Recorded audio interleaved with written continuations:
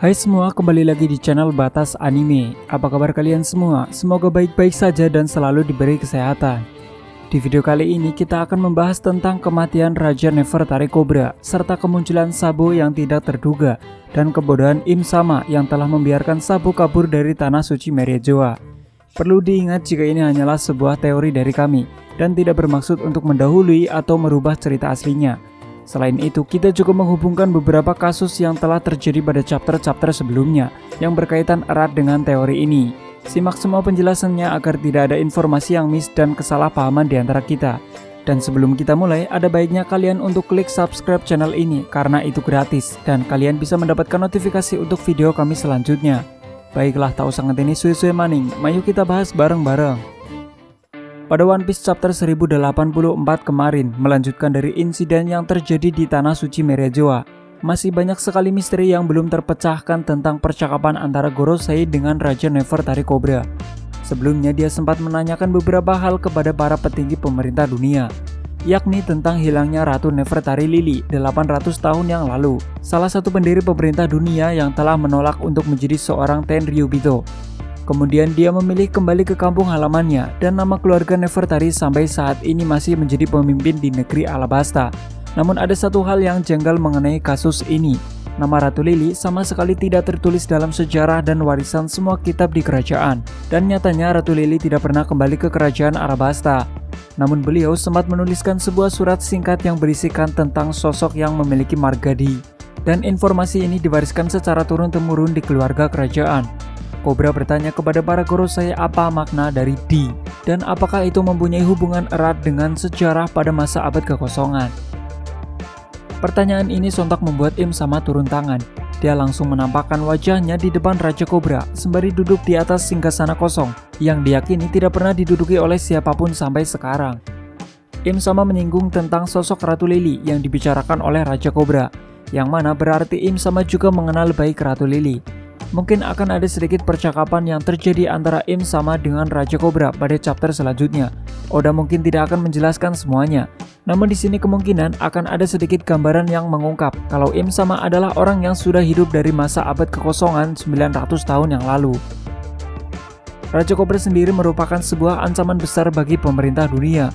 Selain dia adalah orang yang berasal dari keluarga pendiri pemerintah dunia yang hidup bebas di lautan, dia juga mengetahui terlalu banyak informasi mengenai rahasia dunia, baik dari dokumen sejarah di kerajaan Alabasta ataupun sebuah surat dari Nefertari Lily yang menyinggung tentang masa lalunya. Selain itu, kerajaan Alabasta juga menyembunyikan batu poneglyph yang keberadaannya sangat bertentangan dengan prinsip pemerintah dunia. Batu itu menjelaskan tentang senjata kuno Pluton yang keberadaannya kini telah diketahui terkubur di dalam lautan negeri Wano. Mungkin dulunya ada hubungan dekat antara Ratu Lily dengan klan Kozuki yang menutup negeri Wano di masa lalu demi melindungi senjata kuno Pluton, dan mereka memberikan informasi keberadaan senjata itu kepada generasi selanjutnya melalui kerajaan Alabasta. Beberapa hal inilah yang menjadi faktor utama mengapa Im Sama berikut para Gorosei harus membinasakan sosok Raja Nefertari Cobra, karena prinsip dan keadilan yang dilakukan oleh Raja Cobra telah bertentangan dengan pemerintah dunia. Sama seperti yang terjadi kepada Profesor Clover yang mencoba mengungkap sejarah tentang abad kekosongan, dan Dr. Vegapunk yang ingin menciptakan peradaban maju yang dulunya pernah terjadi di masa kejayaan The Great Kingdom.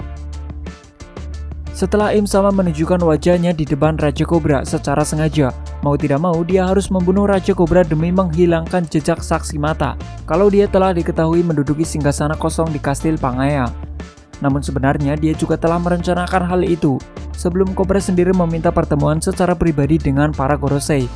Dia sudah mewaspadai Putri Nefertari Vivi dari kedatangannya di Tanah Suci Meriajoa.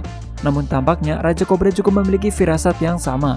Dia meminta pengawal kerajaan Alabasta untuk mengawasi Putri Vivi dan melindunginya. Kemudian dia meminta sebuah jawaban dari para petinggi pemerintah dunia setelah dia sadar kalau saat ini nyawanya sudah tidak terselamatkan lagi. Meski Raja Cobra akhirnya mati, namun itu adalah sebuah kemenangan terbesar untuknya. Bagaimana tidak, itu karena kasus pembunuhan itu malah diketahui oleh revolusioner Sabo yang juga menyusup ke dalam pertemuan di sana. Di sini adalah salah satu kebodohan dan kecerobohan Im Sama dan para Gorosei.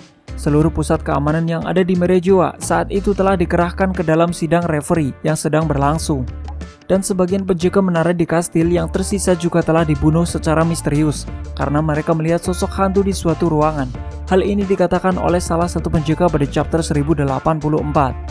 Dengan begitu, Sabo bisa menyusup ke dalam penjuru kastil dengan lebih leluasa tanpa diketahui oleh siapapun. Dan alhasil dia mencoba masuk ke ruangan pertemuan antara Gorosei dan Raja Kobra. Dan disinilah drama besar pun terjadi setelah Sabo melihat kasus pembunuhan terhadap Raja Kobra.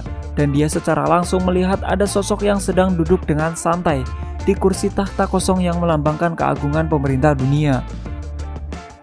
Meski telah terlambat untuk menyelamatkan Raja Kobra, namun Sabo telah mengungkap sedikit tentang rahasia pemerintah dunia, di mana dia telah mengetahui bahwa takhta di kastil Pangea tidaklah kosong.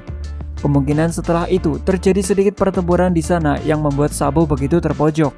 Ini terbukti pada chapter 1060 bahwa Sabo terlihat begitu babak belur setelah melarikan diri ke kerajaan Lulusia. Mungkin terjadi pengeroyokan terhadap Sabo karena saat itu para kapten revolusioner yang lain mungkin telah berlayar meninggalkan Merejiwa bersama dengan para budak yang telah dibebaskan. Bisa jadi Sabo saat itu bertarung melawan para Holy Knight seperti yang disinggung oleh Monkey D. Dragon pada chapter 1083 yang membuat Sabo sangat terpojok dan melarikan diri hingga sampai di kerajaan Lulusia. Keberadaan Sabo kini telah menjadi ancaman yang sangat besar bagi pemerintah dunia. Terlepas dari gelarnya sebagai pasukan revolusioner, Sabo telah menjadi kunci terbesar dalam mengungkap identitas asli dari Im Sama. Itulah mengapa setelah mengetahui keberadaan Sabo saat di kerajaan Lulusia, Im Sama langsung mengerahkan sebagian daya tempurnya untuk membumi hanguskan pulau itu demi menghapus jejak saksi mata dan mencegah Sabo untuk mengungkap identitas aslinya sebagai Raja Dunia.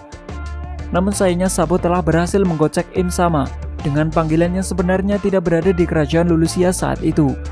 Dan kini Sabo telah berhasil sampai di kerajaan Kamabaka dengan selamat, dan dia telah merundingkan semua yang telah dia lihat kepada Monkey D. Dragon. Mereka telah berhasil menyulut api peperangan melawan poros utama dari pemerintah dunia dan membuat mereka bergerak secara langsung.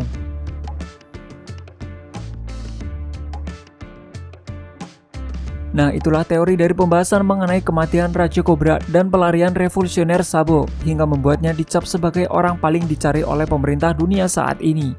Jika ada teori-teori menarik lainnya dari kalian, silahkan tambahkan di kolom komentar. Selebihnya, stay enjoy dan nikmati jalan cerita aslinya dari Oda Sensei. Terima kasih telah menonton sampai akhir.